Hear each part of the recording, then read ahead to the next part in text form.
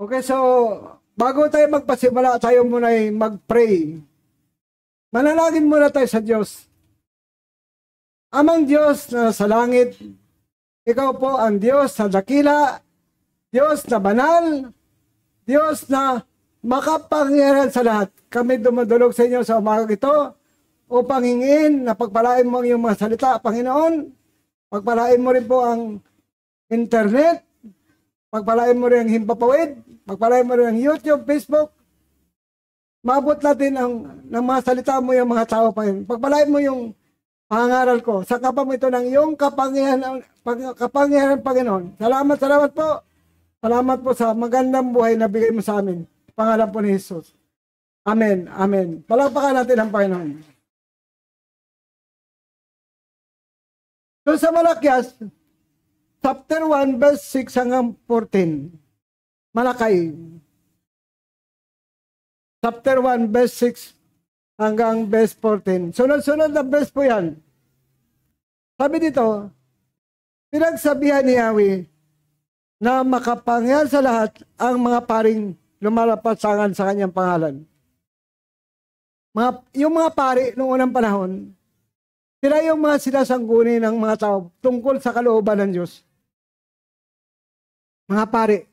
Hindi yung mga pari na mga paganong sumasamba sa Diyos. Hindi po sila yun. Bukod po yung mga pari ng Diyos. Kasi yung mga pari na sumasamba sa Diyos, mga pagano po ang tawag doon. Amen. Hindi po sila tunay na pari ng Panginoon.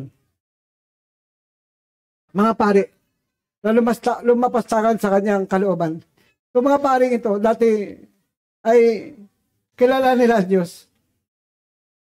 Kaya lang, ang diablo madaya talaga. Mapagdin lang. So, ba't nila nilapasakan ang pangalan ng Panginoon? Sabi diyan, pinarangalan ng anak ang kanyang ama. At lang alipin ang kanyang Panginoon. Nagpaparangal din sa Panginoon. Kung ako ang inyong ama, bakit hindi niyo ako iginagalang? Sabi ng Panginoon. Kung ako ang inyong Panginoon, bakit hindi niyo ako pinarangalan? Sabi ng Panginoon. Nilapasangan niyo ako. At pagkatapos, tinatanong ninyo, sa paanong paraan namin kayo nilapasangan? Sabi ng mga pari sa Panginoon. Nag-aalay kayo sa aking altar nang walang kabulang pagkain. Ang altar, ito po yung altar. Dito po naghahandog. Ibig sabihin ng altar, yung pulpito altar yan. Amin po ba? Yun yung pinaka-altar ng Panginoon. Yung pulpito. Yun po yung pinaka-altar. Ang templo mayroong pinaka-altar. Kung saan nakatayo doon yung mga pari noong unang panahon para mag-preach o mangaral. So nagtatanong sila, kasi nga, pagladayaan ng yung kaisipan, ang puso mo, hindi mo na makikita kung ano kalooban ng Diyos. Amen. Anong paraan namin kayo nilapastangan, sabi ng mga pari. Sabi ng Panginoon sa 7, nag-aalay kayo sa aking altar na walang kabulang, walang halagang pagkain.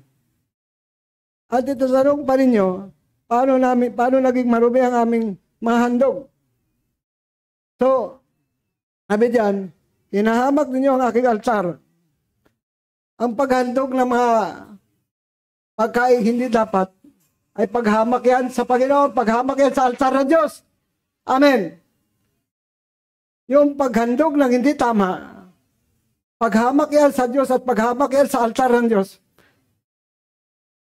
Amen. Tuwing maghandog kayo sa akin ng mga hayop na bulag, pilay, o may sakit, yan ay paghamak sa Diyos. Paghamak sa altar ng Diyos. Kapag naghandog ka sa Diyos ng bulag, pilay, may sakit. Sabi ng Panginoon, subukin ninyong ihandog ang ganyan sa inyong mga gobernador o sa tao. Matuwa kaya siya sa inyo at ibigay ang inyong kahilingan, sabi ng Panginoon. Kung yung tao, handugan mo ng si Mayor, handugan mo ng bulag, pilay, may sakit. Matuwa kaya si Mayor sa'yo? Amen? Tao yun ha. Ang Diyos pa kaya? Kung ang gobernador mo, handugan mo ng bulag, pilay, may sakit na hayop, may kapansanan, matutuwa kaya sa iyo? Ibigay kaya niya ang kahilingan mo? Siyempre, hindi. Noong unang panahon, sa lumang tipan, kapag naghahandog ka sa hari, mag-ingat ka. Bakit? Kapag hinandugan mo ang hari nang may kapintasan, pupugutan ka ng ulo. Bakit? Parang nilapastakan mo siya. Ganun ka stricto ang mga hari noong unang panahon. Amen. Pupugutan ka ng ulo kasi nga, naghandog ka sa kanya ng pag-iinsulto. Amen po ba? Hinandugan mo siya ng parang iniinsulto mo siya. Kaya, ang Diyos pa kaya na ang mga pari, walang paggalang, walang pagpaparangal sa kanya. Kasi, pag binabasa mo yung Levitico, ang buong kautusan ng Levitico, gagamit tayo ng kautusan. Lahat na naghahandog sa Diyos, walang kapintasan. Kasi Diyos sinahandugan mo eh. Amen. Hari na mga hari, hinahandugan mo. Eh dapat, the best ang inahandog mo sa kanya. Ay kung sa tao lang nga, sa gobernador, dapat the best din ba? Kasi mahihiya ka pag naghandog ng may kapintasan, di ba? Mahihiya ka. Sa Diyos pa kaya? Napakahalaga ng ating Panginoon. Siya ang nagbigay ng buhay, siya ang nagbigay ng lakas. Tapos, handugan mo siya ng bulag, handugan mo siya ng pilay o may sakit. Kaya doon nagalit ang Panginoon sa kanila. Na naghandog sila sa altar ng Panginoon nang mayroong kapintasan kasi hindi na kinilala ang Diyos. Hindi na iginalang ang Panginoon. Hindi na pinarangalan ang Diyos. Kaya sila pinagsabihan ng Panginoon. Ayusin nyo ang inyong paghandog sa akin. Magsumamo man kayo sa Diyos, ay hindi niya kayo papakinggan. Kung ganyan ang handog ninyo sa Kanya. Amen. Magsumamo man daw sa Diyos ang mga paring ito, kung gano'n ang paghandog nila sa Panginoon, hindi sila papakinggan ng Panginoon. Mabuti pa isara ng isa sa inyo ang pinto ng templo at huwag nang kayong mag-aksaya ng panahon sa pagsisindi ng walang kabulang apoy sa ibabaw ng aking altar. Hindi ako nalugod sa inyo. At hindi ko tatanggapin ang mga handog ninyo. Kung ganyan ang klase ng paghandog ninyo. Ang Lord ay nalulugod lamang kapag ikaw ay naghandog ng tama. Amen. Ang ikapo handog din yan eh. Ang ikapo handog din yan. Nakapagbigay ito ng parangal sa Panginoon, nakapagbibigay ito ng pagluwalhati sa Diyos kapag sumusunod tayo sa Kanya. Amen po ba? Amen. Hindi tatanggapin ng Panginoon yung kailangan doon kasi nga may kapintasan. Nawalan sila ng paggalang sa Panginoon. Nawalan ang kanilang pagpaparangal sa Diyos. Pero may mga alam sila. May mga alam sila sa kalooban ng Diyos. Yan ang problema sa tao. Na umpisa umiyak-iyak ka, nangahaw ka sa Diyos, tapos bigla na lang naglaho ang iyong panampalataya. Amen mo ba? Mayroong maraming taong ganyan. Na umpisa, nangahaw ka sa Diyos, nagpapromise ka sa Panginoon. Kung habang tumatagal, nawala ang iyong pag-ibig sa Diyos. Maraming ganyan. Amin mo ba? Hindi na mi-maintain yung kanilang pag-ibig sa Diyos. Hindi na mi-maintain yung pagsunod nila sa utos sa Diyos. Hindi na mi-maintain yung katapatan sa Diyos. Sa umpisa, grabe, umiyak pa yan sa Panginoon. O bandang huli, nawala ang pag-ibig sa Diyos. Nawala ang pagsunod sa utos sa Diyos. Nawala yung katapatan sa Diyos. Dahil sa kapabayaan na kapag nasanay ka na sa ganon, naging manhid ka na. Amen. Baliwala na sa'yo. Mas pinahalagaan mo pa ang tao kaysa sa Diyos. Amen. Kaya pagdating ng takdang panahon, ang tao ay mananagot sa Diyos. Amen. May pananagutan ka sa Diyos. Kasi hindi mo iniibig ang Diyos. Utos yan, pangunahing utos yan. Deuteronomy chapter 6 verse 4. Marcos chapter 12 verse 29 verse 30. Pangunahing utos yan na ibigin mo ang Diyos. Ano mang handog niyo sa akin? Ginagalang ako ng lahat. Ginagalang ng lahat ang aking pangalan, lahat ng bansa. Mula sa silangan hanggang sa kanluran. Nagsusunog sila ng insinso at nag-aalay ng malinis na handog para sa akin, sabi ng Panginoon. Ngunit ako'y pinarangalan nilang lahat. Ngunit dinudungisan ninyo ang pangalan, ang aking pangalan, sa tuwing sinasabi ninyo, walang kabuluhan ang aking altar. May mga ganon, nagsasawa sa paghandog sa Panginoon. Madaling mawala ang kanilang pag-ibig sa Diyos. Amen. Habang tumatagal, nawala ang kanilang pagmamahal sa Diyos. So, sinasabi ninyo, walang kabuluhan ang aking altar. Ang pagsasalita ng ito ay pagsasabi rin ng walang kabuluhan sa Lord. So, yung maghandog kayo doon ng mga pagkain walang halaga.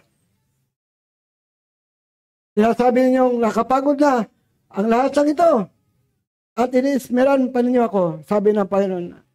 At kung hindi naman nakaw, pilay, may sakit, ang dala ninyong hayop na handog sa akin, sabi ng Panginoon, akala ba ninyo ay tatanggapin ko ang mga yun? Hindi tatanggapin ang Lord yun. Amen. Sumpain ang sinumang mandaraya sa paghandog sa akin na mga hayop na may kapintasan, ngayong may pinako siyang malusog na hayop mula sa kanyang kawan. Ako'y haring dakila, kinatatakutan ng lahat ng bansa. Kasi siya'y hari po siya. Kaya dapat pag naghandog sa kanyang tao, the best. Kaya pag naghandog po tayo, paano ba tayo maghandog sa Panginoon? Ano bang klase ang puso mayroon tayo sa Panginoon? Alam niyo ba yung paghandog ng bulag? Pilay may sakit. Ito ay nagpapakita ng kawalan ng paggalang sa Diyos. Hindi mo ginagalang ang Diyos. Ito ay nagpapakita ng kawalan ng pag-ibig sa Diyos. Kapag naghandog ka na may kapintasan, bulag, pilay, may sakit. Ito yung nagpapakita ng kawalan ng pag-ibig sa Diyos. Ito yung nagpapakita ng kawalan ng pagsunod sa mga utos ng Diyos.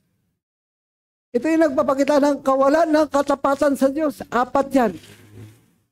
Kawalan ng paggalang sa Diyos, kawalan ng pag-ibig sa Diyos, kawalan ng pagsunod sa mga utos ng Diyos, kawalan ng katapatan sa Diyos. Kapag naghandog ka ng may kapintasan sa Panginoon, yamang ang hinihingi sa atin ng Diyos ay dapat mabuting handog. Walang kapintasan. Pastor, mukhang ginagawa mo naman kami perfect. Talagang ganon. Kasi sa Diyos tayo naghandog. Amin pa ba? Kapag ang Diyos ang iyong inahandugan, titingnan mo yung klase ng inahandog mo. Ano bang klaseng may handog ka? Makakalugod ba ito sa Panginoon? Makapagbigay ba ito ng kasiyahan sa Diyos? Wala ni David.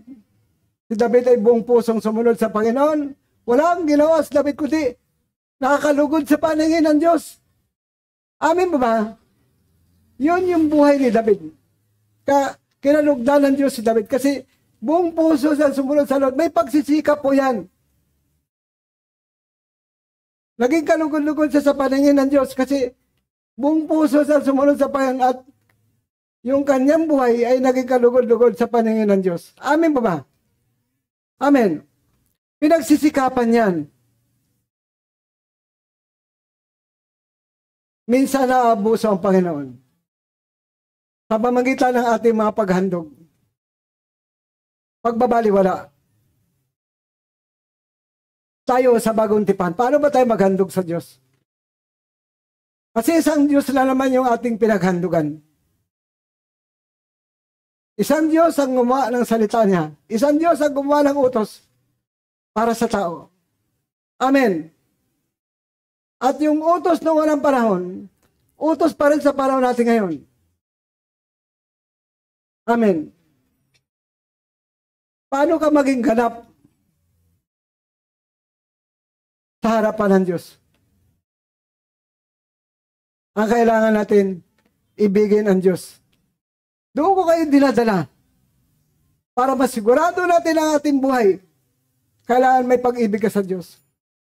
Kailangan sumusunod ka sa mga utos ng Diyos.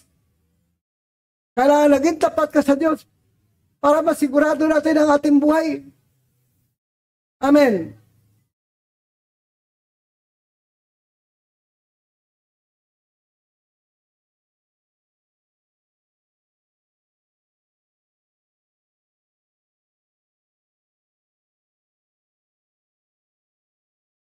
Dito si Haring Hezekias ng Huda. Naging kalugod-lugod siya kay Yahweh. Bakit siya naging kalugod-lugod? Sabagat sumunod siya sa mabuting halimbawa, ang ninuno niya si David. Ano ba itong buhay ni David na sinundan ni Haring Hezekias? Buong pusong sumunod sa Panginoon at naging kalugod-lugod sa paningin ng Diyos kasi yung kanyang buhay ay naging tama sa paningin ng Diyos. May pagsisikap ang pagsunod sa Panginoon. Huwag natin baliwalain. Kasi darating ang takdang panahon na haharap tayo sa Panginoon. Huwag natin siyang baliwalain. Kung siya ang ating Ama, dapat parangalan natin siya. Kung siya ang ating Panginoon, dapat igagalang natin siya. Amen. Si Hezekias ay dito sa Pangalawang Hari, chapter 18, verse 3 hanggang verse 7. Sunod-sunod na verse. Naging kalugod-lugod siya kay Yahweh. Sapagkat sinunod niya ang mabuting halimbawa ng nuno niya. Mayroong halimbawa.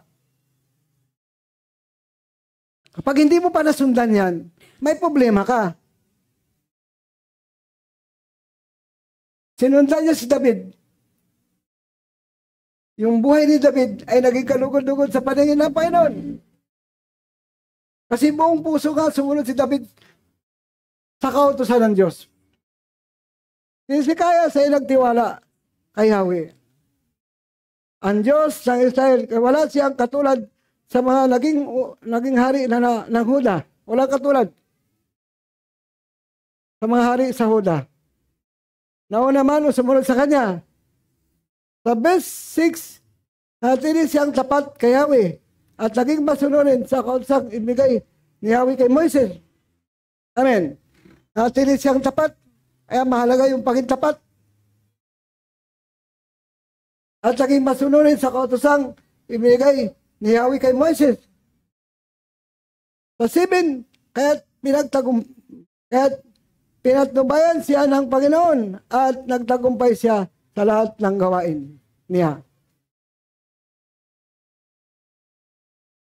Amen. Kapag naging tapat ka sa Panginoon, papatnubayan ka ng Diyos at magtatagumpay ka sa lahat ng iyong gawain. Amen. Yan yung pinaka-importante doon. Sa panahon nila, hindi rin madali. Kasi kahit sumusunod sila sa Panginoon, kaliwat kanan pa rin ang gera. Ba't pinapaintulot lang Diyos sa mga problema? Maging sa panahon nila, kasi doon nga susubok yung ating kasapatan. Walang tigil ang problema. Walang tigil ang gera. Labanan sa palibot nila. Tayo, walang tigil ang problema. Walang tigil ang pagsubok. Kinahabol tayo ng pagsubok. Pagtitiis. O kaya mo bang maging tapat sa Diyos? Kaya mo bang manatiling tapat sa Diyos? Pero sa kabila ng mga pagtitiis at pagsubok, pinagtagumpay pa rin sila ng Panginoon. Natalo pa rin niya yung kanyang mga kaaway sa palibot niya. Amin mo ba? ni Hezekias. Kasi nga, yung pagsunod sa Lord, pagitapat sa Lord ay napakabisang sandata natin. Ito yung ating kapangyarihan para magtagumpay. Amen. Kahit maraming pagsubok, kahit maraming mga pagtitiis sa pinagdaanan, naging tapat pa rin sila. Kaya, yung buhay nila ay halimbawa sa ating buhay ngayon. Mas maganda mayroon kang halimbawa kaysa wala kang halimbawang sinusundan. Amin mo ba? Mangangapa ka pa kung ano yung gagawin mo. Pero pag mayroon kang halimbawa sinusundan, madali na lang. Tulad ni David, tulad ni Hezekias. Kung paano sila pinagtagumpay ng Panginoon, tayo rin na makaranas sa pagtatagumpay. Amin mo ba? Tao sila, tao rin tayo. Parehas lang tao.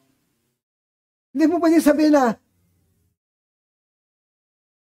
hindi ko kaya yan. Pinagsisikapan yan. Kung nais mo sa langit ang punta mo, pagsikapan mo yan. Kasi ang Diyos ay perpekto. Ang langit ay perpekto. Inanda ito sa mga umiibig sa Diyos. Inanda ito sa mga sumusunod sa utos ng Diyos. Inanda ito sa mga tapat sa Diyos. Tandaan natin, doon yung ending ng buhay natin. Amen. Kaya kung buhay sa lupa, bahala na. Problema yon. Hindi mo sinusigurado ang buhay mo. Amen. Amen mo ba? Siguraduhin mo ang buhay mo habang nabubuhay ka. I-practice natin yung pag-ibig natin sa Panginoon. I-practice natin yung pagsunod sa mga utos natin. I-practice natin yung katapatan natin sa Diyos. Pinapractice yan.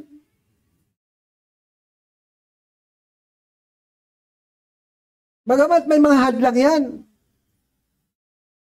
Kung kailangan mong mangibabaw sa iyo yung pag-ibig talaga sa Diyos. Mangibabaw talaga yung pagsunod mo sa mga utos sa Diyos. Mangibabaw talaga yung katapatan mo sa Diyos.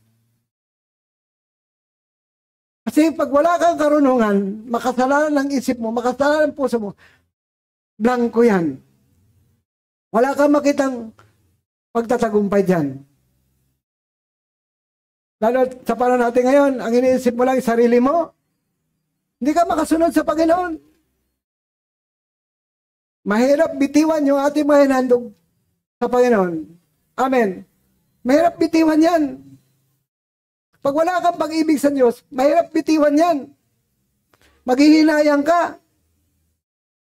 Tignan ditong mga pari nito. Kung bakit naghandog sila ng mga bulag, pilahit may sakit. Bakit? Naghihinayang sila. Sa kanilang mga handog. Kaya nawala sila ng paggalang sa Diyos. Kaya nawala ang kalang parangal sa Diyos. Tayo ba naghihinayang sa ating mga handog? Para sa iyo yan. Ang akin ginagawa ko rin. Amen. Talagang yung ating pagsunod ay may mga hadlang. Sarili mismo natin ang hadlang. Amen. Yung sarili mismo natin yung umahadlang noon.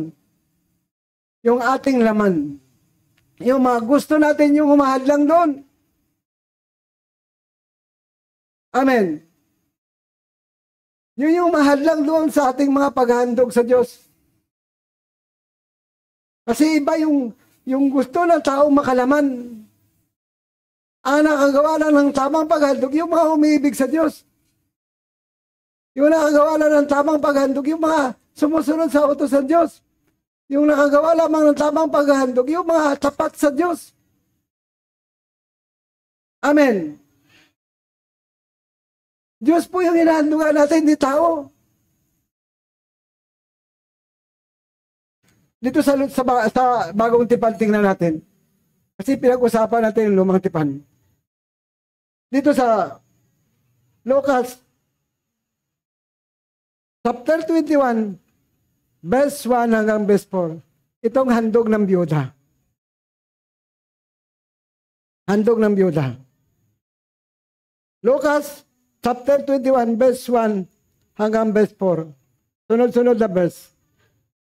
Nang tumingin si Jesus sa paligid, nakita niya ang mga mayaman na naglalagay ng mga handog sa templo. Handog po pag-usapan natin dito. Kasi sa lumang tipan may paghandog, sa bagong tipan mayroon pa rin paghandog. Hindi naman inalis ng Lord yung paghandog. Kita yan lahat ng Panginoon. Nakita niya mayaman na naglagay ng mga handog sa templo o sa altar. Kasi ang templo may altar yun. Doon sila naglagay ng kanilang handog. Nakita rin niya ang dukhang biyuda na naghulog ng 2 salaping tanso.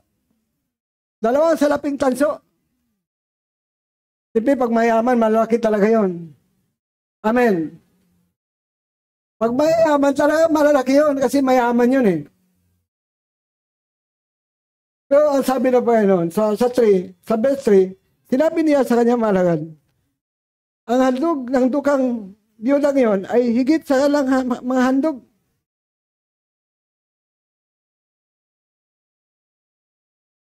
Ang hinandog ng dukang biyudang yon ay higit pa sa hinandog nilang lahat.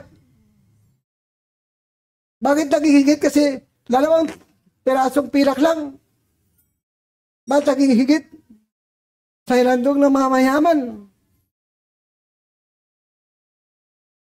Ang inilagay nila ay bahagi lang ng kalang kasaganaan. Bahagi, kapiraso. Ng kalang kasaganaan. Sabi ng Panginoon, kita yun ang Lord. Ngunit ang kanyang ibinigay ay ang buo niyang ikabubuhay. Ayan, ang pinakaiba doon. Kahit 2 pirasong tanso lang yon, yun lang pala yung kanyang buong ikabubuhay. Sino sa kanila ang may pag-ibig sa Panginoon? Yung mayayaman o yung biyuda? Yung mayayaman, bahagi lang ng kanilang kasagaran yung kanilang binigay. Yung biyuda, buong ikabubuhay niya. Amen. Yan ay nagpapakita ng malaking pag-ibig sa Diyos. Amen. Malaking pananampalataya sa Diyos. Yun yung kinalugdan ng Panginoon. Ito yung nagbibigay ng kaluguran sa Panginoon. Amen mo ba? Amen.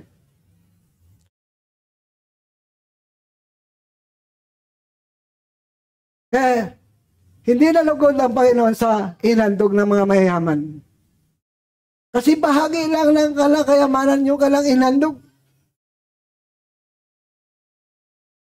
Pero yung biyuda, 2 salaping tanso, buong ikabubuhay niya, inandog niya sa Panginoon. Yan yung talagang may malaking pag-ibig sa Diyos. Mahirap maintindihan. Pero lahat ng bagay nakikita ng Panginoon. Amen.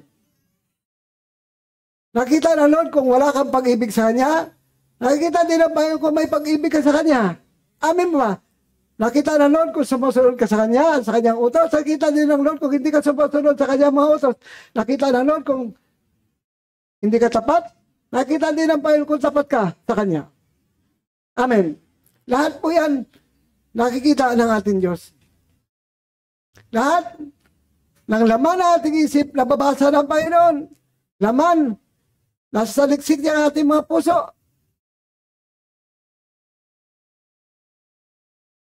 Kaya lahat ng bagay na ginagawa natin, pagdating ng takdang panahon o ending ng buhay, iyan ay pagsusulit natin sa Diyos. Amen. Ang sabi ng iba, tinubos sa tayo ni Kristo sa sumpa ng kautusan. Kaya minsan nabaliwala ang Panginoon kasi tinubos ako, wala na akong gagawin. Ligtas na ako dahil sa panampalataya ko sa Panginoon.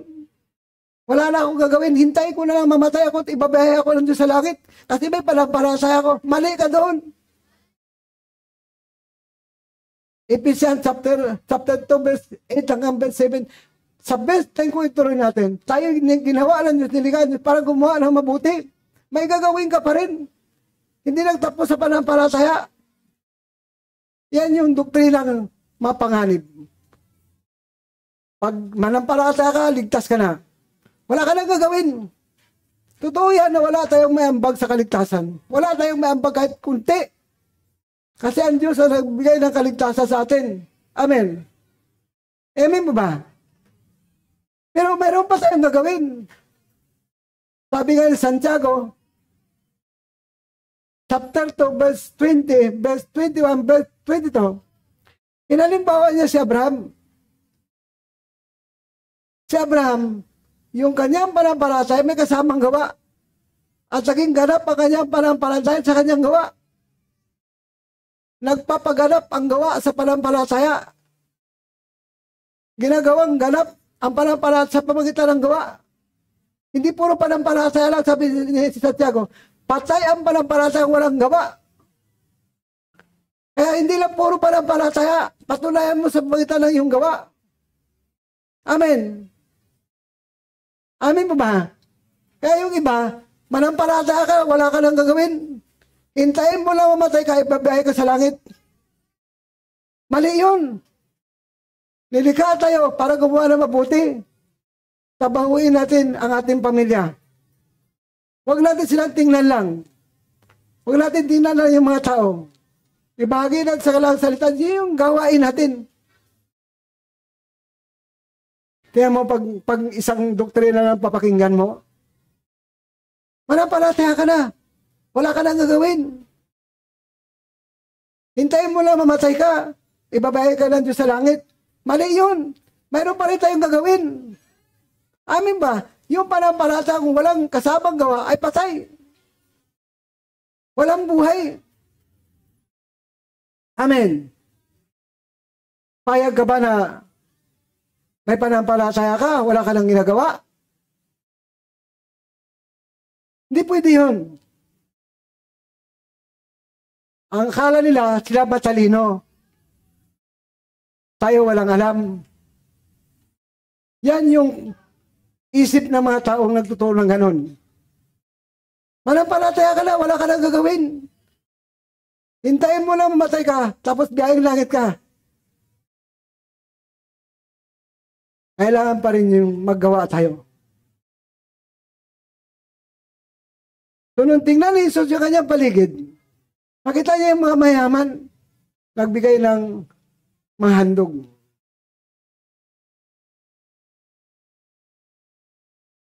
At nakita rin niya yung dukha, yung byuda, na naghulog ng 2 salaping tanso. Sinabi niya sa kanyang mga alagad, ang handog ng dukhang byudang iyon ay higit sa inandog nilang lahat. Bakit naging higit? Kasi 2 tansong pilak lang binigay niya. Samantala ang mga yaman ay malalaki ang binigay. Kasi nga, dito natin makita sa baba. Ang ilagay nila bahagi lang ng kasaganaan, bahagi lang yung mga mayaman. Kung bakit higit ang binigay ng dukha, kasi nga, ngunit ang kanyang ibinigay, ang buo niya ay kabubuhay. Amen? Yan ang paghandog na may pag-ibig sa Diyos. Paghandog na mayroong panampalataya. Bagong tipan nyo na, nag-umpisa tayo sa lumang tipan. Kasi ang paghandog na walang pagpapahalaga sa Diyos ay kasalanan.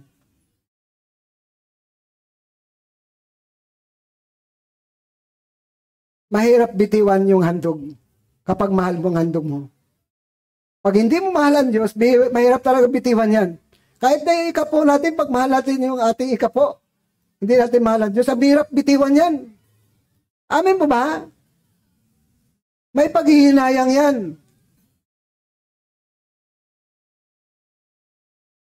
Dito sa Maracas pa rin, tuloy natin kung bakit dadamay ang lahat ng bansa. Dahil sa mga paring ito. Malakay 3:8, verse 11.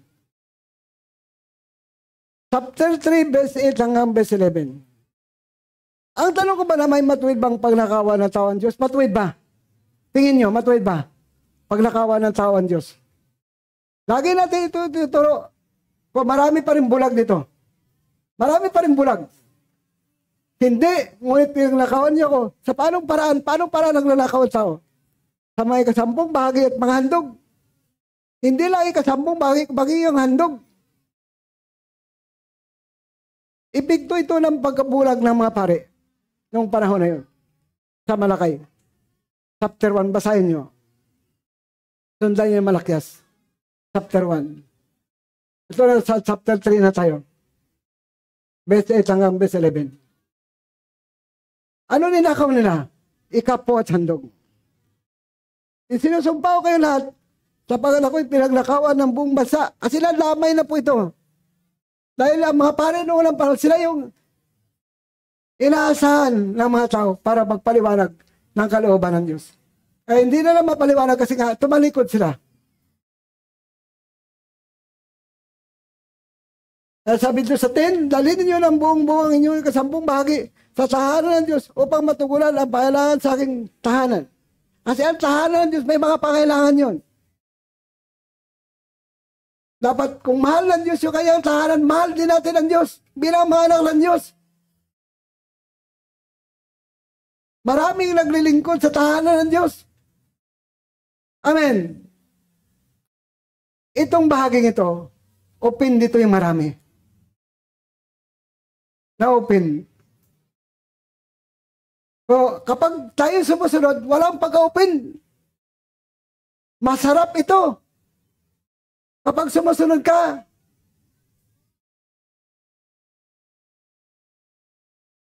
payag ka bang tawaging magnanakaw?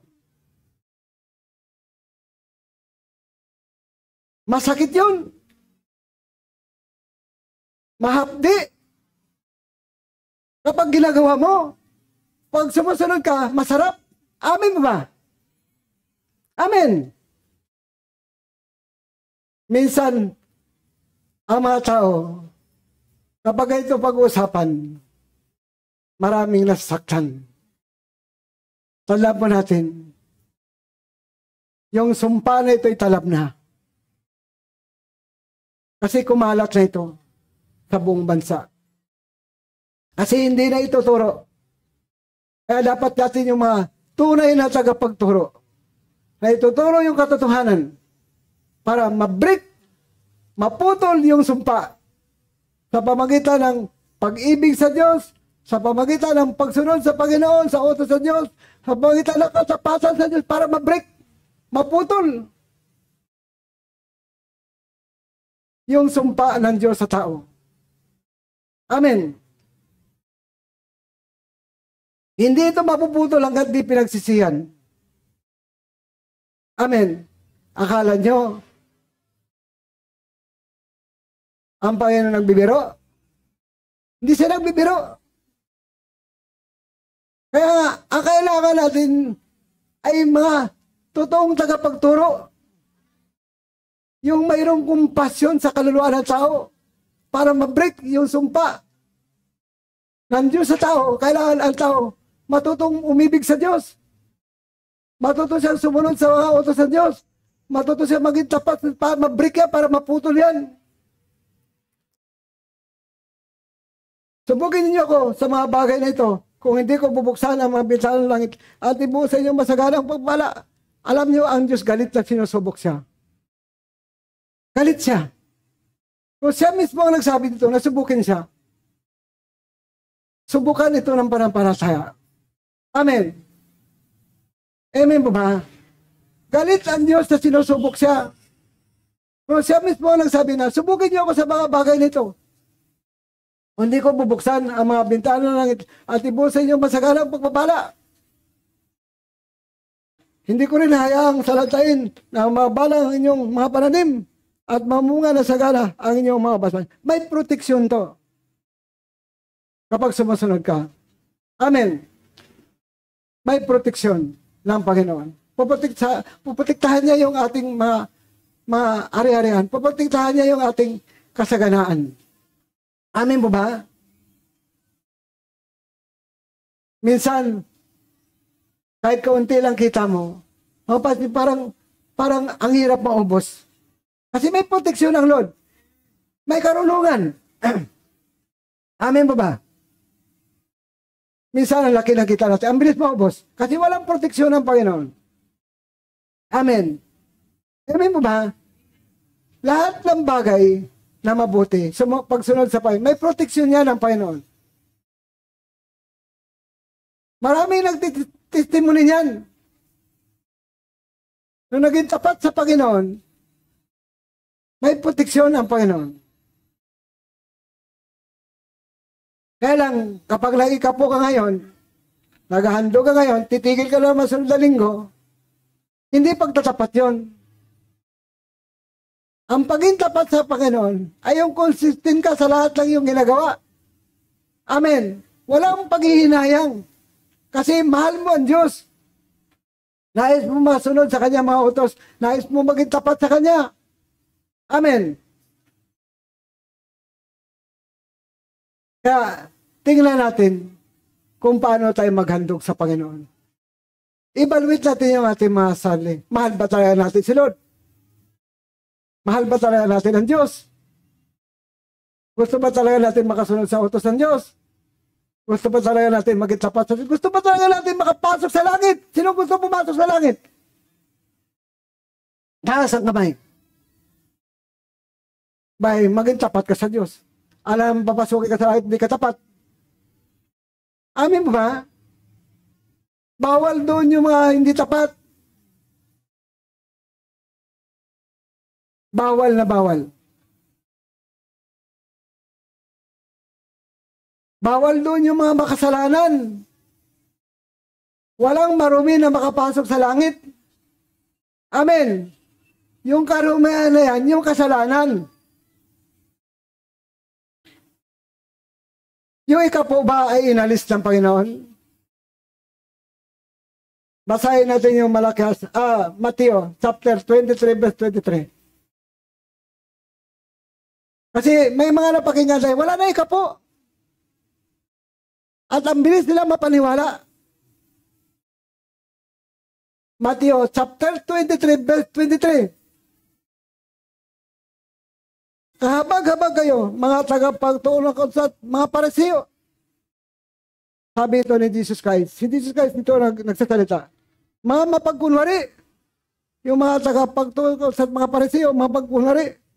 Nagbibigay kayo ng ikasampung bahagi na maliit na halagang tulad ng yerba buena, ruda, liga. Binibigay nila yung kalang isampung bahagi. Nagbibigay na ikapo. Yung mga tagapagtuon sa mga Pariseo. Ngunit sabi ng Panginoon, ngunit kinakaligtaan naman ninyong isagawa ang mas mahalagang tuon ng kautusan. Yung katarungan, ang paghahabag, at katapatan. Yun yung wala sa kanila. Dito sila ni-rebuke ng Panginoon. Katarungan, paghahabag, at katapatan, yun yung wala sa mga Pariseo at mga tagapagtuon ng kautusan. Dapat ninyong gawin ang mga ito. Ano po yung dapat gawin ang mga ito? Yung pag-ikapo. Kasi sila nag-ikapo, sila sabi na nun. Dapat yung gawin ang mga ito. Dapat kayong mag-ikapo. Sabi ng Panginoon, dapat yung gawin ang mga ito. Kasi yun yung ginagawa nila. Nang hindi kinakaligtaan ang ibang mga utos. Kasi nakaligtaan nila yung ibang mga utos, yung katarungan, yung paghahabag at katapatan, yung wala sa kanila. Kung ginagawa mo mag-ikapo ka, dapat laging makatarungan ka rin. Dapat may habag ka, dapat may katapasa ka, dapat gawin mo lahat.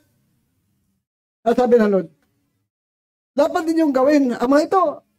Ibig sabihin, mag-ikapo ka. Sabi ng Panginoon. Kaya pag binabasa mo sa ito, dapat iniintindi mo maigi. Amen. Dapat yung gawin ng mga ito, dapat mag-ikapo. Kasi yung ginagawa ng mga Pariseo at mga tagapagtuon ng kautusan, kaya lang wala silang katarungan. Hindi sila makatarungan. Wala silang habag, wala silang katapatan.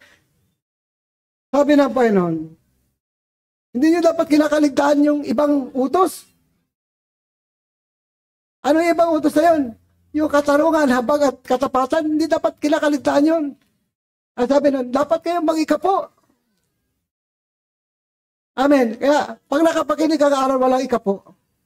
Huwag mo agad paniwalaan. Dapat nagbabasa ka rin.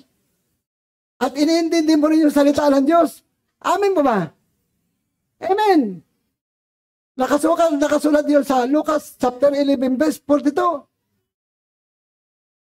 Amen.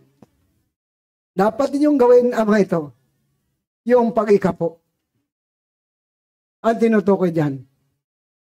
Kaya, minsan, kapag nakinig tayo sa mga maraming mangaral, wala na ikapo. Tanungin natin si Lord. Tanungin natin ang Diyos.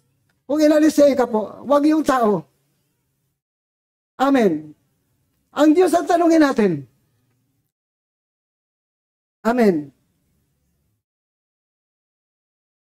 Kaya, pag ikaw hindi ka nagbasa ng Biblia, madali kang madaya. Kahit nagbabasa ka pa, pag hindi mo pinag-aralan talaga ang Biblia, madali kang malinlang. Amen. Matthew 23:23. Lucas chapter 11, verse 42. Dapat mag-ikapo ang tao, sabi ng Panginoon. Si Lord, tanungin natin. Amen. Kaya, mabreak lang yung sumpa na yon, yung kasalanan na yun, kapag ang tao umibig sa Diyos. Pag minahal niya ang Lord, pag sumunod sa utosan, kasi utos siya ikapo eh. Maging tapat sa Diyos, saka lang mabibreak yung sumpa na yon. Minsan, ang hirap bitiwan ng ikapo. Ang hirap bitiwan ng handog kapag mahal na mahal mo yung pera. Kapag wala kang pag-ibig sa Diyos, ang hirap. Nakalak ang isip mo, nakalak. Nakasarado. Wala kang karunungan. Kami mag-asawa, kahit anumang pagtiis sa aming pinagdadaanan, anumang pagsubok ang aming pinagdadaanan, naging tapat kami sa Diyos.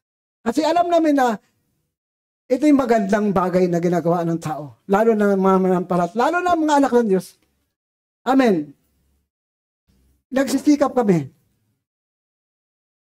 Kasi modelo kami. Halimbawa kami ng inyong buhay. Amen po ba? May pagtitiis din kami pinagdaanan. May mga pagsubok din kami pinagdadaanan. Amen. Marami. Habang dumadami ang tao, dumadami ang gastusin. Habang lumalaki ang tao sa simbahan, dumadami ang problema. Iba't ibang klase ng problema. Marami kang iniintindi. Marami kang pasanin. Huwag lang yung tingnan yung maraming tao. Yan ay kumpasyon lahat ng pastor. Amen.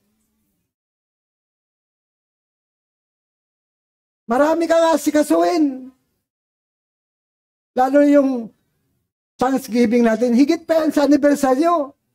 Kasi anibersaryo, binibilang mo lang yung taon ng simbahan, edad ng simbahan, pero yung pagpasalamat sa Diyos, kulang. Thanksgiving, pagpapasalamat sa Diyos, kulang ang ating pagpasalamat sa Diyos sa ginawa ng Diyos sa atin. Ay binigay sa atin ang tagapagligtas. Amin po ba? Amen. Lahat tayo mapapahamak kapag walang panampalataya kay Kristo. Amen. Lahat tayo mapahamak kapag walang panampalataya kay Kristo. Mapahamak ang tao. Kapag wala kang panampalataya, mapapahamak ka. Kaya ibinigay ang Panginoon. At ang pagbigay na yun ay dakilang bagay na ginawa ng Diyos. Hindi kaya tumbasa ng pagpasalamat sa atin sa Panginoon. Kaya sabi ko, higit pa yan sa anibersaryo. Kasi anibersaryo, binibilang mo lang yung edad o kung ilang taon ng simbahan. Pero yung pagpasalamat natin sa Diyos, hindi kayang itumbas sa pagpasalamat sa Panginoon. Amin po ba? Pero mo, imperno ka. Imperno ang punta natin. Tapos na-break ang imperno. Ngayon, may buhay na walang hanggan tayo dahil sa panampalataya kay Kristo. Amen po ba? Amen. Amen po ba? Hindi mo basta-basta ang imperno. Ang imperno may uod na hindi mo matay. Marcos chapter 9. Best po dito ang putik. Pahirapan ka na uudin yung mamatay doon. Papasok yan sa mata mo, papasok sa ilong, papasok sa tainga mo, masasaktan ka. Araw at gabi ka tatangis doon, maghihirap doon. Ang impyerno walang lagusan, walang lusutan. Nakakulong ka doon habang buhay. Well, dahil kay Kristo, dahil sa panampalataya natin kay Kristo, maabsento tayo sa kapahamakan na yun. Amin po ba? Kaya, kahit magpasalamat man tayo, kulang. Amen. Kung naintindihan mo lang yung salitang pagpapasalamat sa Diyos, kulang ang ating pagpasalamat. Kung naintindihan mo salita na kaligtasan, buhay na walang hanggan. Amen. Amen. Ngayon may alam na kayo konti sa Thanksgiving. Pagpapasalamat yun. Bagamat araw-araw nagpapasalamat ka sa Diyos, sa buhay mo, sa lakas mo, sa kasaganaan mo, sa buhay at lakas at kasaganaan sa pamilya mo, araw-araw mo yan pinagpasalamat sa Diyos, mayroon pa rin taon ng pagpasalamat. Amen. Na kahit magpasalamat ba tayo, hindi makatumbas ang ating pagpasalamat sa ginawang dakilang bagay na ginawa sa atin ng Panginoon.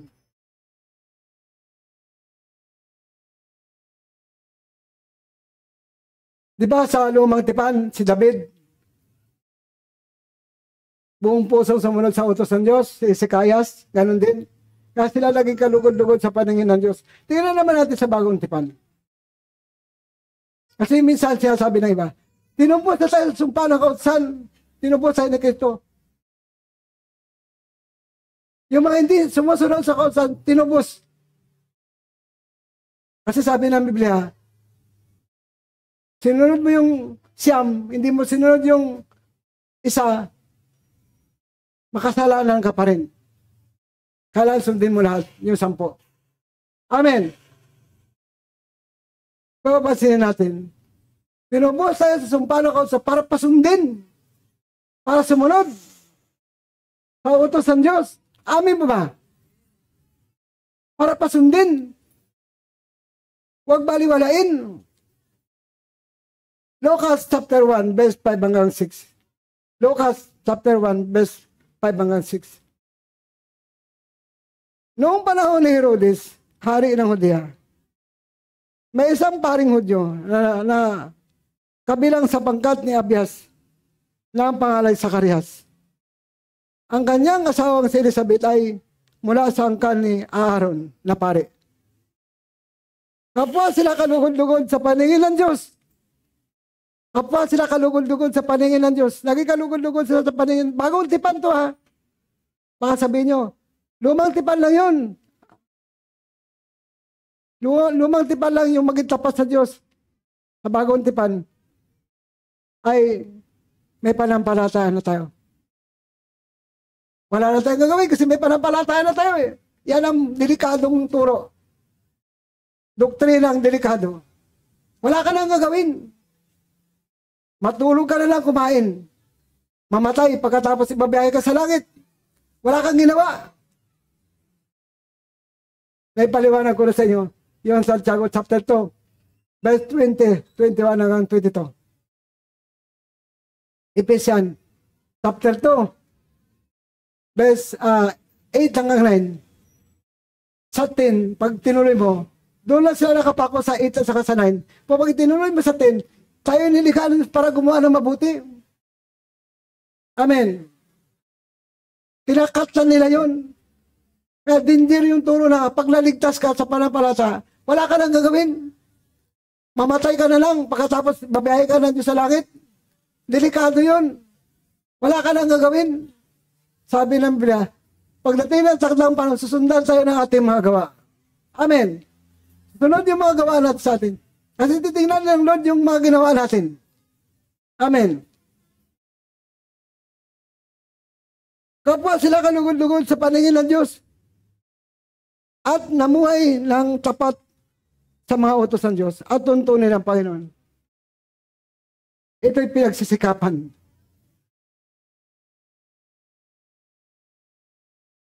may pagsisikap ang isang tao na maging tapat sa pagsunod sa utos ng Diyos. Kaya mo bagong tipan to, ha? Hindi lang pang lumang tipan. Kapag sila kalugod-lugod sa paningin ng Diyos at namuhay ng tapat sa mga utos ng Diyos at tuntunin ng Panginoon. Meron talaga mga tao na nagsisikap na maging tapat sa Diyos. Nagsisikap na makasunod sa mga utos ng Diyos. Amen. Pinagsisikapan yan. Kasi ang mga taong walang pag-ibig sa Diyos, hindi yan sa Diyos. Sa diriktang salita. Samantalang inuutos sa Diyos, naibigin mo siya. Sumunod ka sa utos ng Diyos. Pag hindi mo sinunod yan, hindi ka sa Diyos. Maging tapat ka sa Diyos. Pag hindi ka naging tapat sa Diyos, hindi ka sa Diyos. Kasi inuutos lahat yan ng Panginoon. Ibigin mo siya. Sumunod ka sa kanya mga utos. Maging tapat ka sa kanya. Yan yung pinakabahagi natin bilang mga anak ng Diyos. Huwag natin baliwalain yan. Kasi pagdating ng ending ng buhay, pagdating ng dulo ng buhay, isusulit natin yan sa Panginoon. Ano ba ginawa mo sa lupa? Nung ikaw nabubuhay, ano ba ginawa mo? Panginoon, nagtrabaho lang ako, kumain at uminom. Natulog. Yun ang trabaho ko. Ay, hindi ka karapat-dapat ito. Wala kang ginawa sa aking kaharian. Hindi ka naglingkod sa akin. Hindi ka naging tapat sa akin. Kaya nga may parangal, may gantimpala. Sino bang pinarangalan, ginagantimpalan? Yung mga tapat sa Panginoon. Alam naman, paparangalan ka ng Lord. Alam kang gagantimpala ka, wala ka walang ginawa. Amin mo ba? Amen. Kaya nga may parangal at gantimpala eh. Nasa limbutan na lang. Parangalan ka ba? Wala kang ginawa? Gagantimpala ka ba? Wala kang ginawa? Ang mga ginagantimpalaan, yung may mga ginawa. Paano yung Great Commission? Humayo kayo. Gawin walagad ko lahat ng tao sa lahat ng bansa. Di ba trabaho yun? Gawain yun? Pag naligtas ako, wala na akong gagawin. Totoo naman talaga na wala tayong maiambag pagdating sa kaligtasan. Wala tayong maiambag kahit kaunti. Kasi ang Diyos ang gumagawa ng kaligtasan. Pero may gagawin pa rin tayo. Amen. Amen. Meron pa rin mga gawain na nakaatang sa ating mga balikat. Ito yung abutin natin yung mga tao na wala kay Kristo. Sa unang 1 chapter 5, best to best 3, ito ang palatandaan iniibig natin ng anak ng Diyos. Paano ba ang palatandaan na yan? Kung iniibig natin ang Diyos. Ayan, pag iniibig na po natin ang Diyos, iniibig din natin ang anak ng Diyos. At tinutupad ang kanyang mga utos. May utos pa rin. Pag-ibig sa Diyos, pag-ibig sa anak ng Diyos, kapag iniibig natin ang Diyos, iniibig natin ang anak ng Diyos. Yan ang palatandaan na talagang tunay tayong umibig sa Diyos. Tinutupad ang kanyang mga utos. Sapagkat ang tunay na umibig sa Diyos ay tinutupad sa kanyang mga utos. Yung tunay daw po na umibig sa Diyos ay tumutupad ng kanyang mga utos. At hindi naman mahirap sundin ang kanyang mga utos. Mahirap ba? Mahirap bang ibigin ng Diyos? Mahirap bang sumunod sa utos ng Diyos? Mahirap bang maging tapat sa Diyos? Hindi mahirap yan kapag iniibig mo ang Diyos. Kapag may pagmamahal ka sa Diyos, hindi mahirap yan. Amen. Nahirapan ka pag wala kang pag-ibig sa Diyos. Mahirapan ka pag wala kang pagsunod sa utos ng Diyos. Mahirapan ka pag hindi ka tapat sa Diyos. Amen. Mahirap talaga yan. Para sa mga hindi tapat sa Diyos. Tandaan po natin. Yung mga bagay na itinuturo ko sa kung bakit paulit-ulit ko, dinadala ko kayo, ibigin natin ang Diyos. Doon ko kayo dinadala.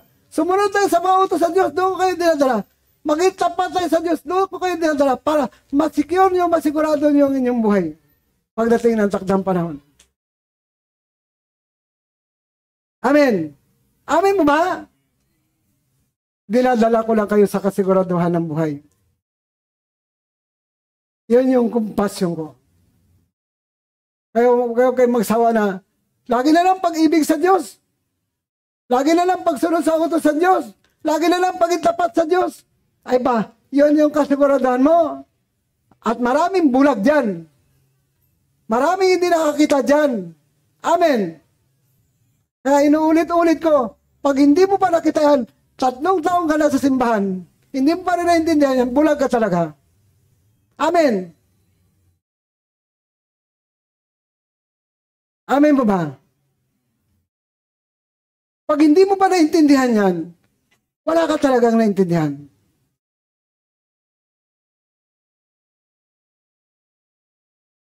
Sarado talaga ang isip mo. Sarado talaga ang puso mo.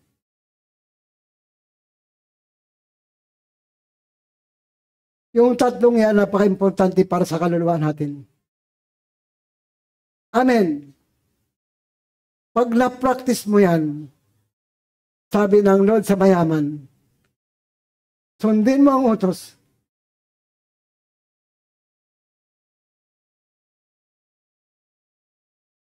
At kapag nasunod mo yan, di ba may nagtanong kay Lord, paano ako magkamit ng buhay na walang hanggan? Sabi na Lord, sundin mo ang utos. Anong utos? Ibigin mo ang Diyos. Ibigin mo ang kapwa mo.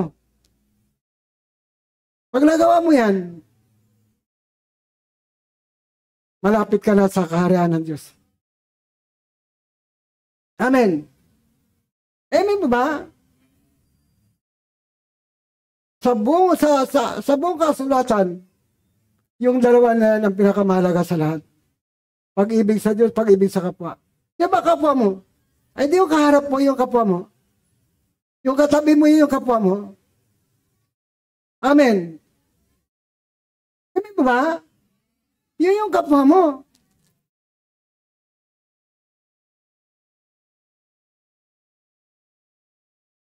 Mahalin mo siya.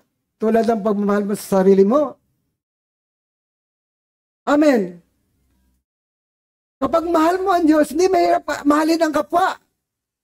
Kasi ang pagmahal sa Diyos, ang pagdaloy doon, dumadaloy lang yan sa kapwa mo, ang pag-ibig mo sa Diyos.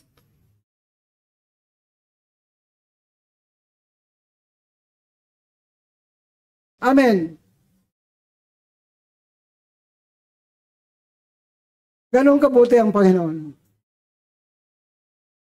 Pag nakuha mo yan, naintindihan mo yan,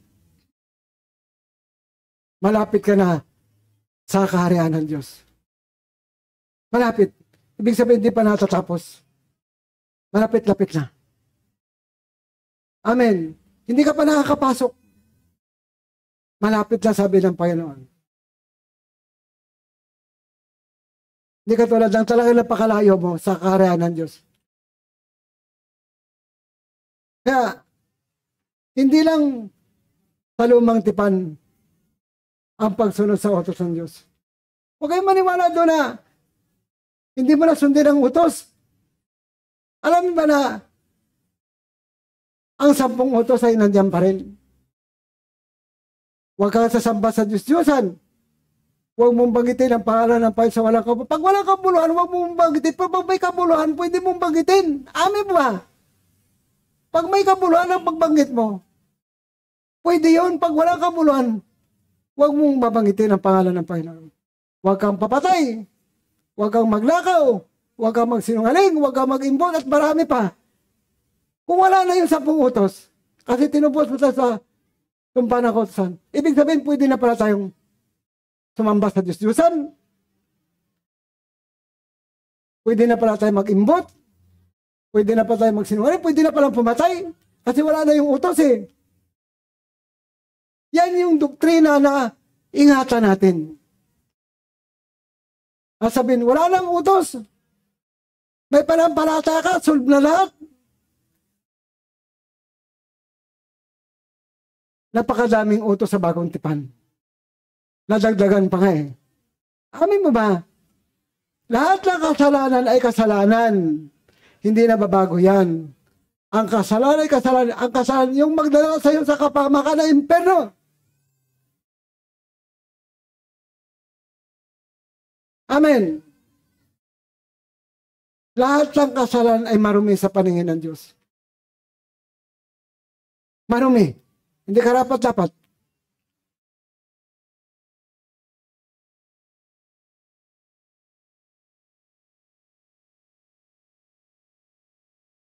Amen? May naunawaan ba kayo mga kapatid? Ibigin mo lang si Lord. Masunod mo na lahat yan. Maging tapat ka kay Lord. Malapit ka na sa kaharian ng langit. Pag sinabing tapat, hindi lang sa pinansyal, sa lahat ng aspeto ng buhay natin, maging tapat ka sa Panginoon. Alam niyo yung Mateo 25, verse 14 hanggang verse 30, may 3 pinagkatiwalaan ng salapi. Binigyan ng lakas, binigyan ng buhay, pinagkatiwalaan ng salapi. Yung 2 naging tapat, naging good servant, yung isa hindi naging tapat. Sabi sa tapat, halika, hatian mo ako sa aking kagalakan. Sabi na pa, yung hindi tapat sa verse 30, itapon na sa kadiliman yan. Walang kwenta tao yan. Pinagkatiwalaan ko ng aking salapi, hindi mo pagkatiwalaan, itapon na sa kadiliman. Doon tatangin siya at mangalit ang kanyang mga ngipin. Sa verse 30, basahin nyo yung mga hindi tapat sa pinansyal. Amen. Kahit pinansyal lang yan, bisa binabaliwala ng tao. Amen mo ba? Pagkatiwala din yan sa atin ng Panginoon. Chapter 25, verse 40 hanggang verse 30. Yung hindi yung pagkatiwalaan, tinapon sa kadiliman. Doon, tatangis siya at mangalit ang kanyang mga ibig. Walang kwintang tao yan, sabi ng Panginoon. Yan ang salita na mababasa natin. Walang kwinta. Binigyan ko ng buhay, binigyan ko ng lakas, binigyan ko ng ari-ari ako.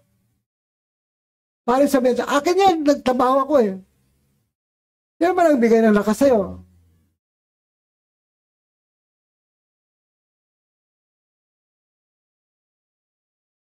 Dating ang takdang panahon, lahat naman tayo magsusulit kay Lord. Ako magsusulit din sa Panginoon. Kaya sinisikap po ngayon na mahalin ko ang Diyos. Sinisikap po ngayon na sumunod sa utos ng Diyos. Sinisikap po ngayon na ako'y maging tapat sa Diyos.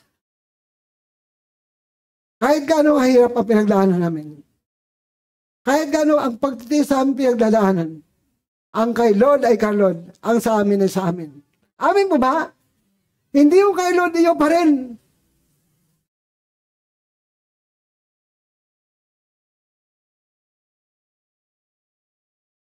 Kaya kailangan repentance, pagsisisi, para ma-break yung sumpa na yun. Kailangan sumunod sa Panginoon.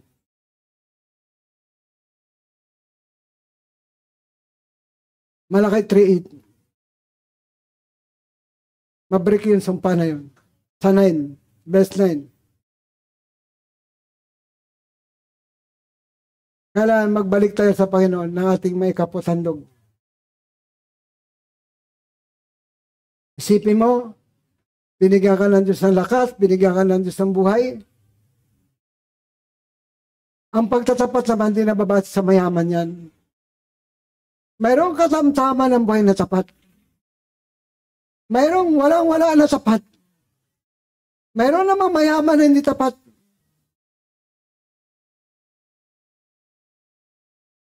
Amen. Depende yan sa puso ng tao. Depende yan sa pag-ibig mo sa Diyos. Depende yan sa pagsunod mo sa mga utos ng Diyos. Depende yan sa iyo.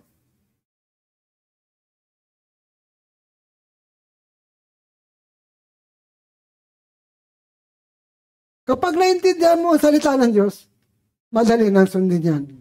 Pag hindi mo naintindihan yan, mahirap talaga yan. Amen. Hindi nababase yan doon sa laki ng income, kundi sa katapatan sa Panginoon.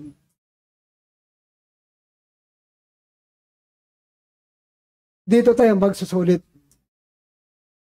kung paano ka ba naging tapat sa Diyos.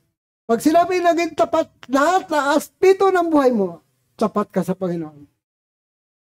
Ba't yun lagi ang tinuturo ko? Kasi yun ang laman ng puso ko. Yan yung buhay namin mag-asawa. Nasa inyo na yan. Kung maniwala ka o hindi. Dahil mayroong halimbawa. Si David. Buong pusong sumunod sa Lord, laging kalugod-lugod sa paningin ng Diyos. Bagamat hindi lahat ng hari naging tapat sa Diyos. Hindi lahat ng hukom naging tapat sa Diyos. Hindi lahat ng tao naging tapat sa Diyos. Pero may mga tao talagang nagsisikap. May pagsisikap.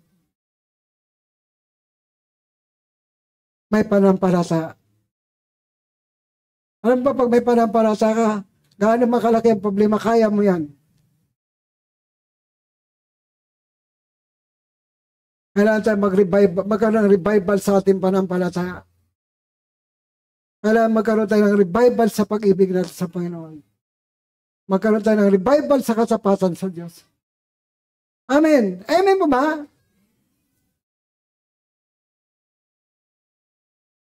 Tayo po ay dadako po sa isang bahagi ng Panginoon. Ito yung pagkain ng katawan at dugo ng Panginoon.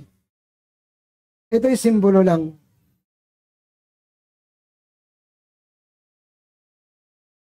Ang tinapay ay simbolo ng katawan ng Panginoon. At yung saro ay simbolo ng dugo ng Panginoon. At dapat lahat ay nakipag-isa dito. Dahil kapag hindi ka nakipag-isa sa Panginoon, hindi ka kay Diyos, hindi ka kay Lord. Ito ay ginagawa lamang ng mga manampalataya. Hindi man ito maintindihan ng hindi manampalataya. Ito ay para lamang sa mga manampalataya. Sa may panampalataya sa Panginoon.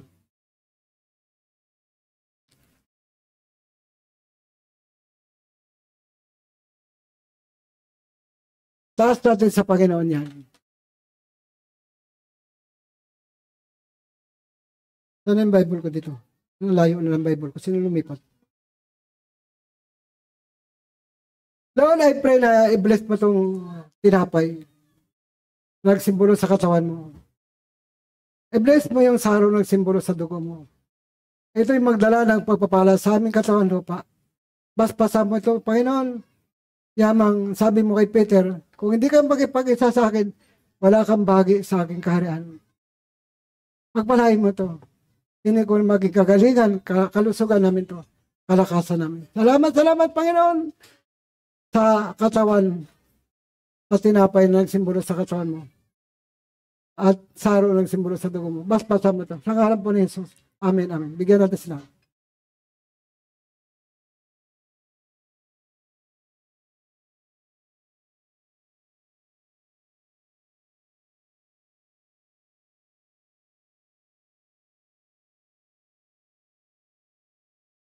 Maghintayan tayo, wag natin kainin agad yan. Wag natin inumin agad. Maghintayan tayo. Kasi may babasahin pa akong mga talata dyan. Maghintayan tayo.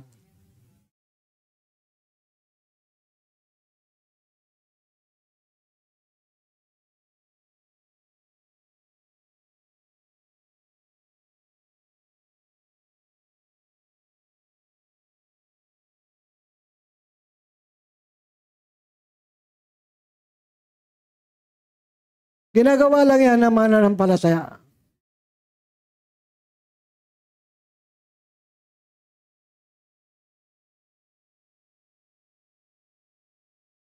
Bago natin kainin yan, dapat maging malinis tayo. Maging malinis yung ating mata, maging malinis ang ating isip, maging malinis ang ating puso. Kasi banal yan, sagrado yan. Katawan niya ng Panginoon, dugo ng Panginoon.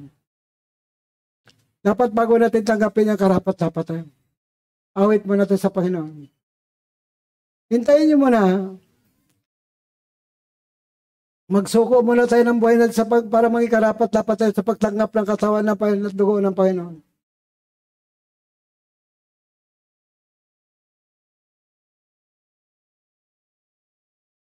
Ang sabi na pa kay Peter, kapag hindi ka nakipag-isa sa akin, wala kang bahagi sa aking kaharian. Dapat lahat tayo nakipagbahagi sa Panginoon. sa katawan at dugo ng Panginoon.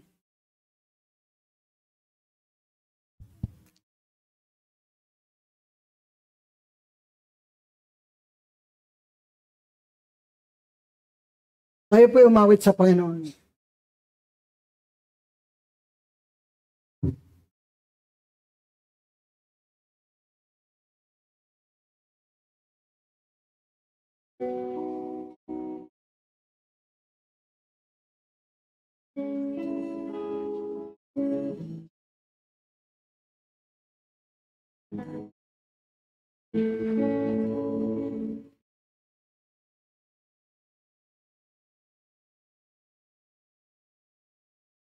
Dapat pag kinain natin yan, malinis sa puso natin.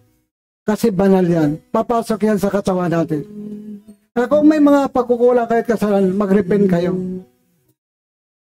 Kasi banal yan. Lahat na may ugnayan sa Panginoon ay banal.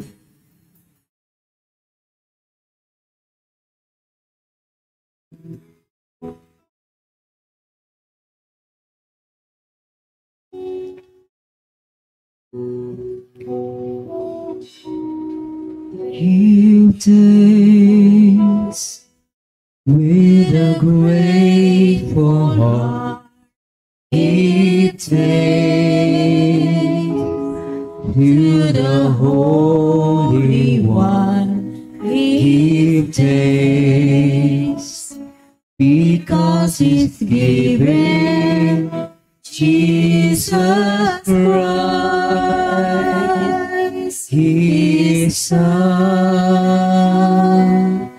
Give thanks with a grateful heart. Give thanks to the Holy One. Give thanks because it's given Jesus Christ, His Son.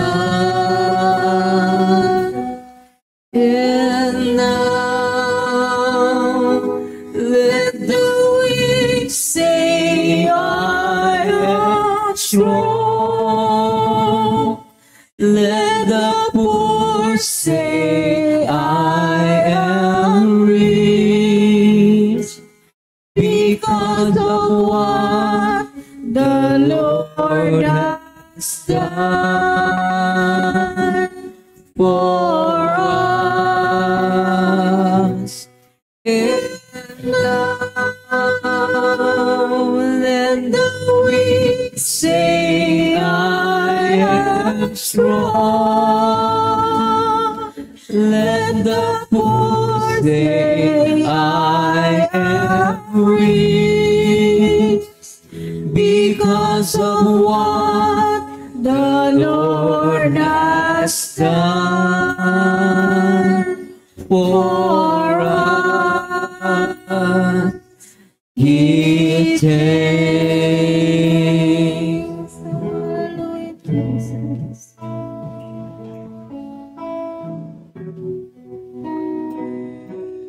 Give thanks with a grateful heart.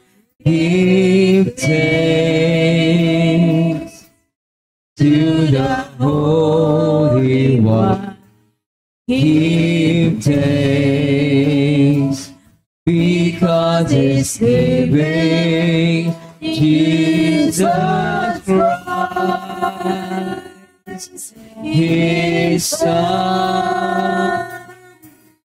Give thanks with a grateful heart. Give thanks to the Holy One. Give thanks because it's given Jesus Christ, His Son.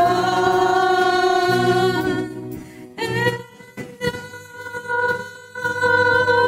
let the weak say I am strong. Let the poor say I am free. Because of what the Lord has done for us. And let the weak say I am strong. Let the poor say I am free. Because of what the Lord has done for us. And the weak say I am strong. Let the poor say I am free. Because of what the Lord has done for us. Let the weak say I am strong. Let the poor say I am weak. Because of what the Lord has done for us. Give thanks. Bago natin kainin ang katawan at dugo ng Panginoon, manalangin muna ako. Magpakumbaba muna tayo sa Panginoon. Magpakumbaba muna tayo. Magsisi muna tayo sa ating mga pagkukulang at kasalanan sa Panginoon. Sumunod kayo sa panalangin. Sabihin natin, Panginoon, patawad po. Sumunod kayo, Panginoon, patawad po sa aming mga pagkukulang, sa aming mga kasalanan nagawa sa iyong harapan. Patawad po sa pagbaliwala ako sa mga salita mo. Patawad po sa hindi ko pagbibigay na aking kapot paghandog, Panginoon. Salamat po, patawad po sa pagsisinungaling ko. Patawad po sa pagiging hindi tapat ko sa iyo. Patawad po kung wala akong pag-ibig sa iyo.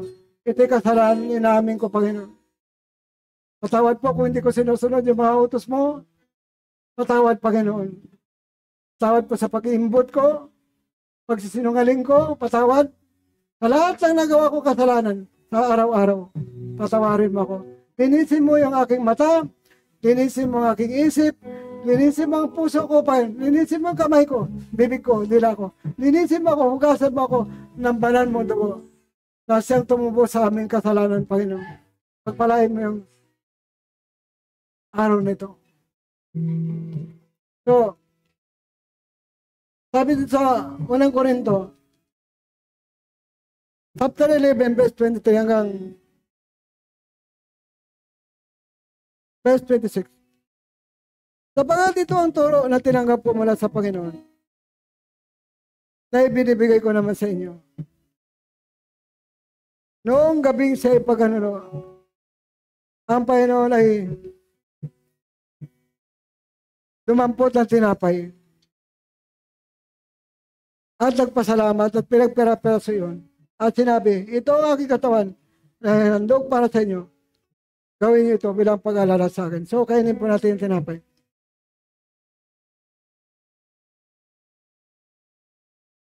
Kainin po natin. At 25 matapos maghapunan, dumampot din siya ng kupa. At sinabi, ang kupang ito, ang bagong tipan na pinagtibay na aking dugo. Tuwing inumin niyo ito, gawin niyo ito bilang pag-alala sa akin. So, inumin po natin sa araw.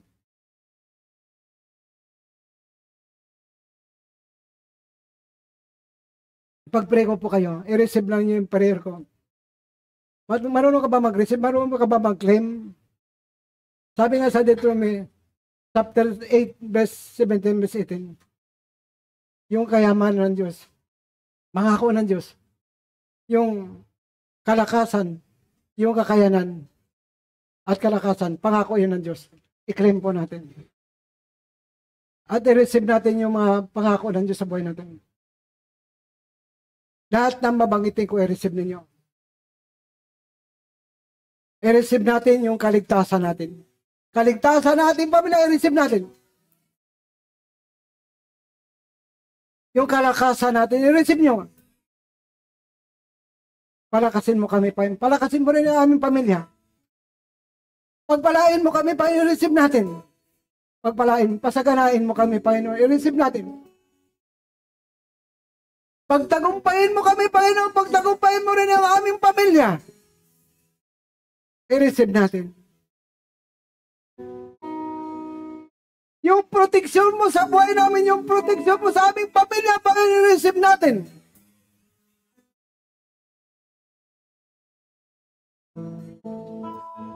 Sa lahat ng mananampalataya,